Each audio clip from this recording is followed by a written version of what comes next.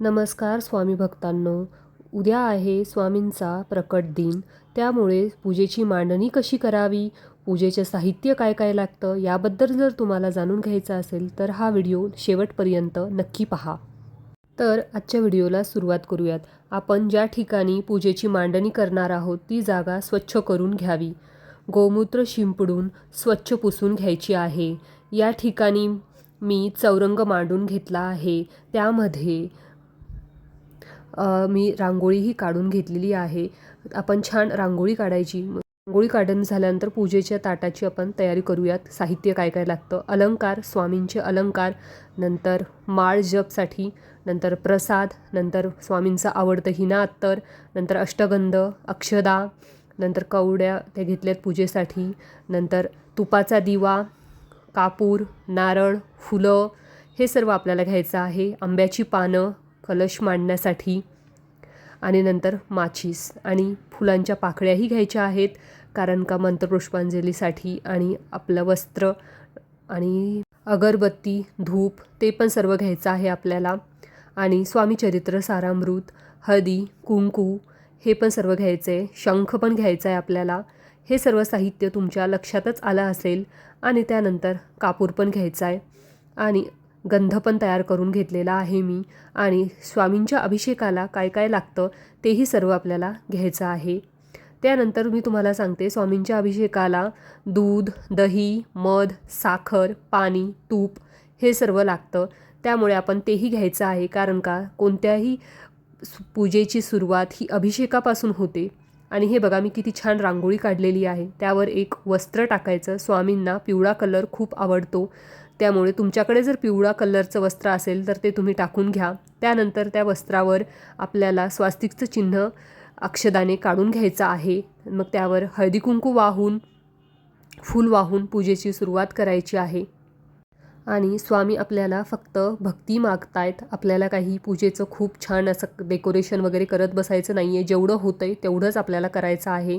हे बघा, आता पूजाची मी सुरुवात करते. पहिल्यांदा मी दीप प्रज्वलन करते, कारण का कोणत्याही पूजेची सुरुवात ही आपल्या दीप प्रज्वलन करूनच होते. त्याच्यामुळे मी त्याचीही पूजा करून घेतली आणि तिथे दिवा ठेवून दिला. आणि त्याच्यानंतर आपल्याला मंगल कलश ठेवायचा आहे. मंगल कलशाला व्यवस्थित हळदी कुंकू लावून पूजा करायची आहे. यासाठी हे बघा, मी एक तांब्या तयार करत आहे, जेणेकरून आपल्याला मंगल कलश तयार करता येईल. तुमच्याकडे जर स्वामींचा फोटो असेल तोही तुम्ही मागच्या साईडला तिथे ठेवू शकता. माझ्याकडे नाही आहे, त्याच्यामुळे मी ठेवला नाही आहे. आणि मी स्वामींची मूर्ती आहे माझ्याकडे, त्यावरच अभिषेक करून तीच मी ठेवणार आहे. मंगल कलश आपला तयार झाला आहे. त्यानंतर मी तो तिथे उजव्या बाजूला ठेवून देत आहे. त्यानंतर आपल्याला स्वामींचा अभिषेक करून घ्यायचा आहे. स्वामींचा अभिषेक करण्यासाठी पुरुषोत्तम संस्कृत किंवा प्राकृत तुम्ही म्हणू शकता. हे 11 वेळा म्हणायचे आहे.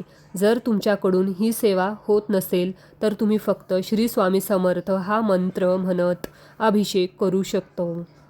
पंचामृताने अभिषेक मी करत आहे. तुम्ही फक्त पाण्यानेही करू शकता, फक्त दुधाचाही अभिषेक करू शकता.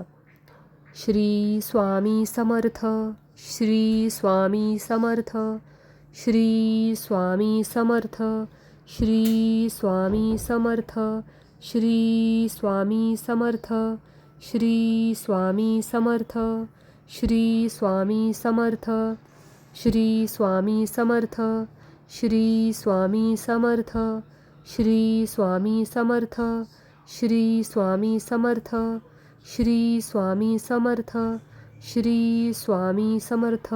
पंचामृताने अभिषेक झाल्यानंतर स्वामींची मूर्ती स्वच्छ पाण्याने धुवून घ्यायची आहे. स्वच्छ धुवून घेतल्यानंतर आपण जे पहिल्यांदा एक स्वच्छ कपडा घेतला होता त्याने ती पुसून घ्यायची आहे. कोरड्या कपड्याने पुसून देखील घ्यायची आहे. आता मी फक्त पाण्याने अभिषेक करत आहे. श्री स्वामी समर्थ, श्री स्वामी समर्थ, श्री स्वामी समर्थ, श्री स्वामी समर्थ. मगाशी ज्या ठिकाणी मी स्वास्तिक काढलं होतं त्या ठिकाणी वस्त्र अंथरून स्वामींसाठी बसायला आपण आसन तयार केलं आहे आणि स्वामींची मूर्ती ठेवून घेतोय. स्वामींना लावण्यासाठी मी हिना अत्तर घेतलेला आहे. स्वामींना हिना अत्तर खूप प्रचंड आवडतं. अत्तर लावण्यासाठी आपण फुलांनी लावू शकतो अत्तर. तुम्ही अत्तर कापसानेही लावू शकता. त्यानंतर आपण स्वामींचे अलंकार घालून घेत आहोत. पूजेची मांडणी करत असताना मनातल्या मनात श्री स्वामी समर्थ हा मंत्र उच्चारला गेला पाहिजे. नैवेद्यासाठी खडीसाखर ठेवली आहे आणि मी ह्यासाठी स्वामींना पाणी देखील ठेवलं आहे. ड्रायफ्रूट्स आणि फ्रूट्स पण ठेवले आहेत. नंतर आपण स्वामी समर्थांच्या पोथीचीही पूजा करायची आहे आणि कमरगठ्ठा माळ याचीसुद्धा आपल्याला तिथे ठेवून पूजा करायची आहे आणि नंतर जपही करायचा आहे. या ठिकाणी मी पूजेची मांडणी दाखवत आहे. ज्या दिवशी स्वामी प्रकट दिन असेल त्या दिवशी तुम्ही घेवड्याची भाजी करू शकता. स्वामींना बेसनचे लाडू खूप आवडतात, त्याचा तुम्ही नैवेद्य करू शकता. फळं असतील तेही तुम्ही नैवेद्य म्हणून दाखवू शकता. स्वामींना नैवेद्य कसा दाखवावा, शास्त्रोक्त पद्धतीने दाखवावा, केळीच्या पानावर जेवण कसे वाढावे किंवा नैवेद्य दाखवत असताना मंत्र कोणते उच्चारावे याबाबत आपले व्हिडिओ आहेत, ते तुम्ही बघून घ्या. तुम्ही चेकआउट करू शकता. पूजा मांडणी झाल्यानंतर आपण मस्त छान आरती करून घ्यायची आहे. आरती करू गुरुराया. स्वामी जगाची माऊली, स्वामी कृपेची साऊली, ऐसी निरंतर माया मी कुठे न पाहिलेली. अवधूत चिंतन श्री गुरुदेव दत्त. श्री स्वामी समर्थ. सर्व स्वामी भक्तांचं आपल्या चॅनलमध्ये खूप खूप स्वागत आहे. आजची तुम्हाला पूजा मांडणी कशी वाटली तेही मला नक्की कमेंट करून सांगा. सर्व स्वामी भक्तांचं आपल्या चॅनलवर खूप खूप स्वागत. आज आहे गुढीपाडवा, म्हणजेच आपल्या नवीन वर्षाची सुरुवात आणि लगेच येतो आपल्या स्वामींचा प्रकट दिन. स्वामी महाराज फक्त वर्षातील पहिला सण नाही, तर प्रत्येक सण, प्रत्येक दिवस आणि अगदी आयुष्यातला शेवटचा क्षण स्वामी तुम्ही सोबत असू देत, हीच प्रार्थना. सर्व स्वामी भक्तांना नवीन वर्षाच्या स्वामीमय हार्दिक शुभेच्छा. हे नवीन वर्ष तुम्हा सर्वांना सुखाचं, समाधानाचं आणि स्वामी कृपेचं जावं.